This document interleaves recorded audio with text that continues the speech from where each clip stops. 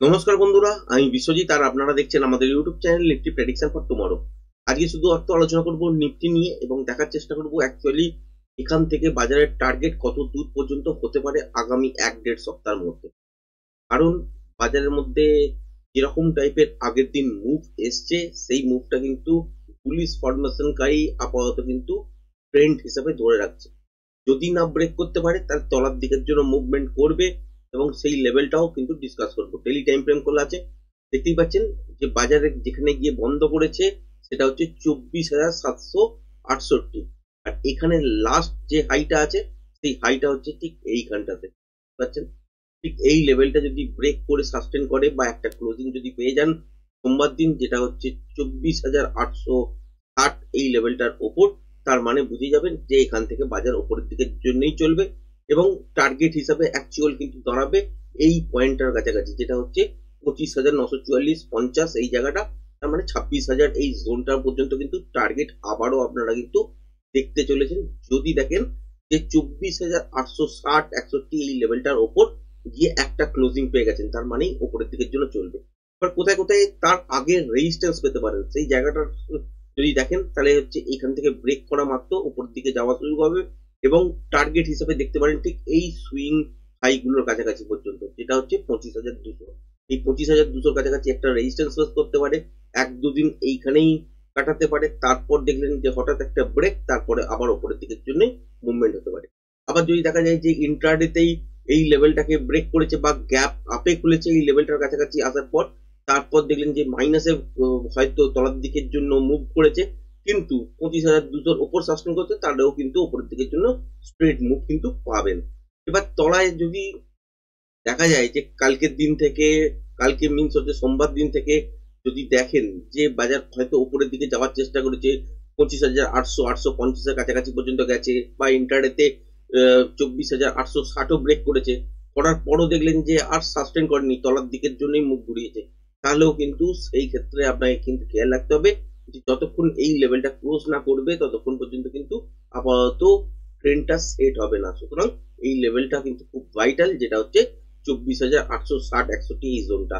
যদি না হয় তাহলে কিন্তু ইন্টারডেতে ব্রেক করা মাত্র কিন্তু এখান থেকে তলার দিকের জন্য যদি মুভ হয়ে যায় বা যদি সাস্টেন না করে তাহলে আগামী কয়েকদিন কিন্তু তলার দিকের জন্য মুভ দেখতে পারেন। এবং আবার ডাউন ট্রেন্ড কোথায় শুরু হতে পারে? শুরু হতে পারে ঠিক এই পয়েন্টটার তলা থেকে, ঠিক এই জায়গাটা যেটা হচ্ছে আগের দিনে সুইং লো করেছিল, যেটা হচ্ছে 24,195, ঠিক এই জায়গাটার কাছাকাছি। এই লেভেলটাকে ব্রেক করে যদি ক্লোজিং দেওয়া শুরু করে দেয় তাহলে আলটিমেট এখান থেকে কিন্তু ডাউন ট্রেন্ড আবার কিন্তু শুরু হবে। সুতরাং এখন খুব ভাইটাল পজিশনের মধ্যে আছেন, যে পজিশনটা থেকে বোঝা যাচ্ছে কি যে যেরম ভাবে বাজার তলার দিকে পড়েছিল 200-250 পয়েন্ট, তারপর যেখান থেকে উপরের দিকের জন্য মুভমেন্ট হয়েছে প্রায়, যদি ওভারঅল দেখেন যে ডাউন সাইড একটা মুভমেন্ট এবং আপসাইড মুভমেন্ট সেই দিনেই কিন্তু বোথ সাইড মুভমেন্ট হয়েছে এবং টোটাল 900 পয়েন্টের কাছাকাছি কিন্তু এই দুটো মুভমেন্টকে মেলালে কিন্তু হয়। সুতরাং এত বড় মুভমেন্ট কিন্তু হয়েছে, সুতরাং এটা বেয়ারিশ দিকের নয় বুলিশ দিকের জন্য কিন্তু ফরমেশন দেখাচ্ছে এবং একটা স্ট্রং টাইপের বুলিশ আপনারা দেখতেই পেয়েছেন আগের দিনের বাজারের মধ্যে। এবার এখানে 5 মিনিটের টাইম ফ্রেম অনুযায়ী এবার দেখার চেষ্টা করবো যে কোথা থেকে ইন্টারনেট ট্রেডিং সেট আপ আগের দিনের জন্য আপনারা করতে পারেন। ঠিক দেখতে পেয়েছেন যে এই লেভেলটার মধ্যে কিন্তু বেশ কিছুদিন ধরে একটা ছোট ছোট মুভমেন্ট হচ্ছিল এবং বাজার কিন্তু এর মধ্যেই ঘোরাঘুরি করছিল। ফাইনালি কি হয়েছে যে আগের দিন এখান থেকে স্ট্রেট পড়েছে, গ্যাপ ডাউন খুলেছে, গ্যাপ ডাউন খোলার পর দেখতেই পেয়েছেন এখান থেকে স্ট্রেট এই লেভেলটা ব্রেক করেও সাস্টেন করেছে ঠিক এই জায়গাটা পর্যন্ত, 24,183 পর্যন্ত লো হয়েছিল। তারপর এখান থেকে কিন্তু উপরের দিকের জন্য মুভ হয়েছে এবং এই মুভটাও কিন্তু সাস্টেন করে গেছে। এবার আমরা কি দেখতে পাচ্ছি, আগের যে সুইং হাইটা আছে এইখানটাতে এই লেভেলটাকে ব্রেক করে একটা ক্লোজিং, যদি ক্লোজিং দিয়ে দেয় তাহলে কিন্তু আমরা এখান থেকে উপরের দিকের জন্যই আলটিমেট প্রত্যেকটা ডিপে ট্রেড কিন্তু ধরতে পারবো এবং উপরের দিকের জন্য কতটা পর্যন্ত টার্গেট পেতে পারি, ফাইনালি 1-1.5 সপ্তাহের মধ্যে কিন্তু টার্গেট হিসেবে 26,000-এর কাছাকাছি পর্যন্ত পেতে পারে। এবার তার আগে কোথায় কোথায় আটকাতে পারে, 25,200 এই লেভেলটার কাছাকাছি একটা রেজিস্ট্যান্স হিসাবে ফেস করতে পারে। তার আগে যদি দেখেন আর কোন রকম কিন্তু রেজিস্ট্যান্স ফেস করার জায়গা নেই। ফাইনালি তার মানে 24,860-61 এর ওপর একটা কিন্তু ক্লোজিং, এটা কিন্তু খুব ভাইটাল। যদি ক্লোজিংটা হয়ে যায় তাহলে আলটিমেট কিন্তু 25,200 পর্যন্ত ট্রেডটাকে হোল্ড করতে পারবেন কয়েকদিন ধরে। তারপর এই লেভেলটাকে ব্রেক করা মাত্র আবার নতুন টার্গেট, সেটা হচ্ছে 26,000-এর কাছাকাছি পর্যন্ত, যেটা দেখাচ্ছিলাম এই জায়গাটা পর্যন্ত টার্গেট আসতে পারে, যেটা হচ্ছে 25,950 থেকে 26,000 এই জায়গাটার কাছাকাছি পর্যন্ত। এবার কালকের দিনের জন্য যদি দেখেন, কালকে গ্যাপ আপ খুলেছে কোনো কারণে এবং 24,850-এর কাছাকাছি খুলেছে। খুলে যদি দেখা যায় যে আর উপরের দিকে ব্রেক করতে চাইছে না, সেক্ষেত্রে রিভার্সাল দেখলে স্ক্যাল্পিং আকারে শর্ট করতে পারেন। সবসময় কিন্তু মনে রাখবেন যে ওপরে যদি খোলে, এই মুহূর্তে আপাতত কিন্তু ট্রেন্ড আপ ট্রেন্ডের মধ্যেই আছে, সুতরাং এই লেভেলটাকে ব্রেক করে সাস্টেন করলে একটা মুভমেন্ট ভালো পাওয়া যাবে। তার আগে পর্যন্ত কি হতে পারে, নয়েজ থাকতে পারে, এছাড়া কিন্তু বিশেষ কিছু হবে না। সুতরাং যদি দেখেন যে গ্যাপ আপেও খুলেছে, তলার দিকে শর্ট দাঁড়াবে, যদি রিভার্সাল সাইন পান তাহলে শর্ট করবেন, কিন্তু স্ক্যাল্পিং আকারে করতে যাবেন। বড় লম্বা কিন্তু দেখার কোনো জায়গা নেই। একটা শর্ট আপনি ক্রিয়েট করলেন, ক্রিয়েট করার পর প্রফিট হয়তো দেখলেন, তারপরেও ভাবছেন যে আরো তলার দিকে পড়বে, সেটা কিন্তু হবে না। স্ক্যাল্পিং আকারে একটা মুভমেন্ট, যতক্ষণ মুভমেন্টাম থাকবে ততক্ষণ কিন্তু ট্রেডটাকে হোল্ড করা যেতে পারে। এবার তারপর একবার প্রফিট বুকিং, তারপর যদি নেক্সট বারে যদি কন্টিনিউশন ট্রেড প্যাটার্ন ওয়াইজ ইন্টারডেতে তৈরি হয়, তাহলে কিন্তু তলার দিকের জন্য আবার ট্রেড করতে পারেন, আদারওয়াইজ ওখান থেকে আবার রিভার্সাল দেখবেন ওপরের দিকের জন্য মুভমেন্ট শুরু। এবার যদি দেখেন যে কালকের দিন মানে হচ্ছে সোমবার দিন, যদি দেখেন যে বাজার খুলেছে ফ্ল্যাট বা ছোটখাটো গ্যাপ ডাউন খুলেই এই তলার দিকের জন্য এসছে, কিন্তু এই যে আগের যে সুইংটা আছে দেখতে পাচ্ছেন 5 মিনিটের টাইম ফ্রেম অনুযায়ী, এই ঠিক এই জায়গাটা যেটা হচ্ছে 24,700, এইটাকে যদি ব্রেক না করে তাহলেও কিন্তু এখান থেকে আপনারা উপরের দিকের জন্য আবার মুভমেন্ট দেখতে পারেন। যেরকম ধরনের মুভমেন্ট আগের দিন হয়েছে, সেক্ষেত্রে সোমবার দিন হয়তো ওই রকম মুভমেন্ট হবে না।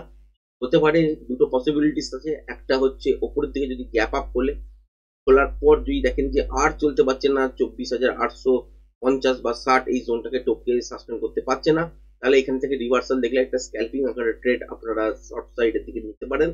আর যদি দেখেন যে ফ্ল্যাট খুলে তলার দিকে এসছে প্রথম 5-10 মিনিটে, তাহলে হয়তো কোনো ট্রেড পাবেন না। ঠিক এই জোনটার কাছাকাছি এসে দেখতে হবে যে এখান থেকে রিভার্সাল কোন রকম ট্রেড বেরোচ্ছে কিনা। রিভার্সাল সাইন পেলে উপরের দিকের জন্য আবার ঘুরে যাবে।